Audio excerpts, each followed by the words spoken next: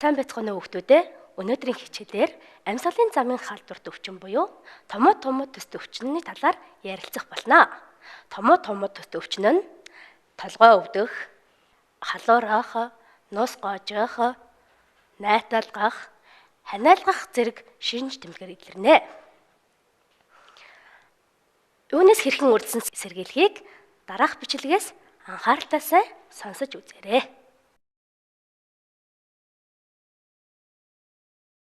Томоо төс өвчний үед өөрийгөө болон бусдыг энэхүү халдвараас хэрхэн сэргийлэх талаар зөвлөгөө өгье. Нэгдүгээрт бол дулаан хувцлах хэрэгтэй. Бие махбодод байдаг интерферон буюу вирусын эсрэг тархлааг дэмждэг энэ бодис маань бол ялгаралт нь даарсантай холбоотой буурдаг учраас хүүхдээ бол яг дулаан хувцлаж гадаа гарахыг зөвлөж байна. За хоёрдугаарт нь бол та ханиад томоогийн шинж илэрвэл болж л өгвөл гэртээ үлдэх. За ялангуяа бага насны хүүхд та харж байгаа бол хүүхд чи хэрвээ ханиад хурж халуурсан бол гэртээ үлдэхийг зөвлөж байна.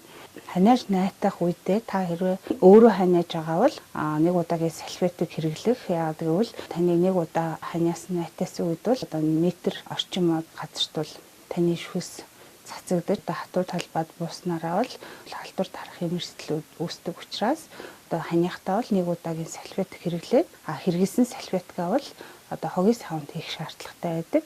Хэрвээ ханиажлаа бол та маск зүүхийг зөвлөж байна. Ханиа томоогийн шинж илэрсэн бол та бусдад 1 метрээс зайд бол ойртохгүй байхыг зөвлөж байна. Дараагийн зөвлөгөө бол та гараа болж л өгвөл тогтмол угаагаарай гэж зөвлөмөр. Яагаад гэвэл гар бол бүх талбайд хүрэлцчихэд учраас хамгийн их вирус, ням, бактери, мөөгөнцрийг тээж явдаг ийм эрэхтэй учраас гараа тогтмол савндаж угаахыг зөвлөж байна. Бусдтай та болж өгвөл гар барихгүй. Тэгээ мэдээж мэдлэг хүндлэх ёсоо дагаад бол уламжлалт баяраараа бол тохой түшин цолгох бага насны хүүхдийг өнсөхгүй байхыг ингэж зөвлөж байна. За дараа нь бол гэртээ чихтэй цэвэрлэгээ хийх, агаарын солилцоог дэмжиж гадаа байгаа агаарын бохирдлыг арай цээрсэн үед буюу 11 цагт гэдэг юм уу 4 цаг хүртэл энэ хугацаанд бол та нэг 20 минут цонхоо нээж агаарын сэлгэцэл хийгээрэй гэж зөвлөж байна. Бохирдсон гараа нүдэндээ, амандаа, хамартаа болж өгвөл хүрэх байхыг зөвлөж байна. Эмчийн зөвлөсөн зөвлөгөн дээр нэмж хэлэхэд хүүхдүүд та нар халуун бүлээн шингэн зүйл сайн ууж байгаарай. Халуун бүлээн шингэн зүйлд дараах зүйлс багтана. Халуун бүлээн ус, цагаан гатаа ус, зүгийн балтай ус, нимбэгтэй ус, ясны шүл, цагаан гатаа шүл, саримстай шүл, дахианы шүл, битүү шүл. Халуун бүлээн хэрэм, зүгийн балтай сүв, цагаан гатаа сүв, халуун сүв.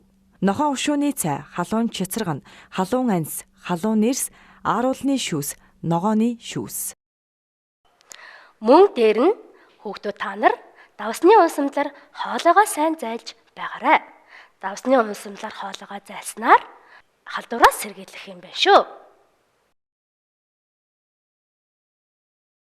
Амьсгалын замын халдвар төвчнөөс сэргийлэх нэг арга бол амны хаалт хэрэглэх юм. Амны хаалт хэрэглэх зөвлөмжийг дараах бичлэгээс анхааралтай сайн үзээрэй.